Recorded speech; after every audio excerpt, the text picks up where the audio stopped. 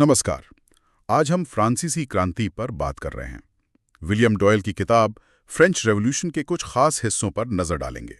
समझने की कोशिश करेंगे कि आखिर ये सब हुआ कैसे, क्या उतार चढ़ाव आए और इसका असर क्या रहा। शुरुआत ही देखिए कितनी दिलचस्प है। 1775 में लुई 16वें का राज्याभिषेक, बड़ी शान शौकत से। हाँ बिल्कुल। और ठीक उसी वक्त पेरिस की सड़कों पर क्या हो गया है? रोटी महंगी होने पर दंगे। ये विरोधाभास बहुत अहम है। यहीं से कहानी शुरू होती है। तो क्रांति से ठीक पहले का फ्रांस कैसा था? सुनने में आता है प्रशासन बहुत पेचीदा था। हाँ बिल्कुल। प्रशासन की इकाइयां जैसे प्रांत थे, जेनरलिटीज थीं। इनकी सीमाएं, इनका आकार सब अलग अलग। कोई तालमेल नहीं। शासन चलाना ही मुश्किल था। और समाज? समाज तो साफ तौर पर बटा हुआ था। एक तरफ कुलीन वर्ग मतलब नोबिलिटी, जन्म से ही खास अधिकार। अच्छा। जमीन का करीब 1/3 हिस्सा उनके पास था। सेना, चर्च, प्रशासन, सब ऊंचे पद उन्हीं के लिए थे। और फिर आता है बुर्जुआ वर्ग। व्यापारी, वकील, डॉक्टर, ये लोग अमीर हो रहे थे, पैसा कमा रहे थे। हाँ। लेकिन उन्हें कुलीनों जैसा रुतबा चाहिए था, सामाजिक प्रतिष्ठा। कई बार तो वो पद खरीदकर कुलीन बन भी जाते थे। अच्छा, ऐसा भी होता था। और आम लोग, किसान वगैरह? किसानों की हालत तो कह सकते हैं बहुत अच्छी नहीं थी। छोटी छोटी जमीनें थी उनके पास। हमेशा अनाज उगाने की चिंता और अकाल का डर तो बना ही रहता था। शहरों में भी गरीबी थी, खासकर जो लोग गांवों से आते थे। और आर्थिक मोर्चे पर सरकार की क्या हालत थी? सरकार, वो तो भारी कर्ज में डूबी हुई थी। हाँ, नेकर जैसे मंत्रियों ने सुना है और उधार लेकर काम चलाने की कोशिश की। बिल्कुल। फिर कैलोन आए। उन्होंने कुछ बड़े सुधार सुझाए, जैसे सभी जमींदारों पर टैक्स लगाने का प्रस्ताव, जिसे टेरिटोरियल सबवेंशन कहा गया। लेकिन कुलीनों की सभा ने उसे मानने से इनकार कर दिया।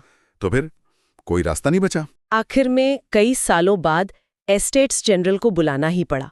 मतलब तीनों वर्गों की सभा, पादरी, कुलीन और तीसरा एस्टेट। और यहीं से कह सकते हैं असली कहानी शुरू हुई। क्योंकि वहां वोटिंग के तरीके पर ही बात अटक गई। सवाल था, तीनों वर्ग अलग अलग वोट करेंगे या सब साथ मिलकर। तीसरा एस्टेट, जिसमें ज्यादातर बुर्जुआ थे और जो संख्या में सबसे ज्यादा थे, वो अड़ गए कि भाई साथ में वोटिंग हो, हेड काउंट से। और जब बात नहीं बनी तो उन्होंने खुद को ही राष्ट्रीय सभा घोषित कर दिया। ये एक तरह से राजशाही को सीधी चुनौती थी। और फिर तो पेरिस की जनता भी मैदान में आ गई। 14 जुलाई 1789, बास्तील का पतन। हाँ, वो सिर्फ एक किले का गिरना नहीं था, वो शाही सत्ता के खिलाफ एक बड़ा प्रतीक बन गया। इसके बाद तो चीजें तेजी से बदली होंगी। बहुत तेजी से। अगस्त में राष्ट्रीय सभा ने सामंतवाद, यानी वो पुरानी जमींदारी व्यवस्था और सारे विशेषाधिकार सब खत्म कर दिए। और फिर वो मशहूर घोषणा पत्र आया। हाँ, मनुष्य और नागरिक के अधिकारों का घोषणा पत्र। स्वतंत्रता, समानता, संपत्ति का अधिकार। कानून के सामने सब बराबर है। बिल्कुल। ये विचार उस समय के हिसाब से बहुत क्रांतिकारी थे। लेकिन क्रांति हमेशा सीधी राह पर तो नहीं चलती है ना? नहीं, बिल्कुल नहीं। ये और ज्यादा उग्र होती गई। चर्च के पुनर्गठन का एक कानून आया। अच्छा, उससे क्या हुआ? उसने पादरियों को मजबूर किया कि वो या तो राज्य के प्रति वफादारी की शपथ लें या पोप के प्रति। इससे समाज में, खासकर पादरियों के बीच, एक गहरा बंटवारा हो गया। और राजा लुई 16वें राजा ने भागने की कोशिश की, वेरेन में पकड़े गए। इससे जो थोड़ा बहुत भरोसा उन पर बचा था वो भी खत्म हो गया। माहौल बिगड़ता ही गया। हाँ, फिर अप्रैल 1792 में फ्रांस ने युद्ध की घोषणा कर दी। बाहरी दुश्मन, अंदरूनी तनाव। और फिर अगस्त 1792 में राजशाही का अंत, गणतंत्र की स्थापना हुई और जनवरी 1793 में राजा लुई 16वें को फांसी दे दी गई। ये तो बहुत बड़ा मोड़ था। बहुत बड़ा और रक्त रंजित। युद्ध और अंदरूनी विद्रोह जैसे वेंडी में हुआ, इन सब के बीच सत्ता एक समिति के हाथ में आ गई, जन सुरक्षा समिति, जिसमें रॉबेस्पियर जैसे लोग थे। हाँ, रॉबेस्पियर। और यहीं से शुरू हुआ आतंक का राज, रेन ऑफ टेरर। क्या था ये?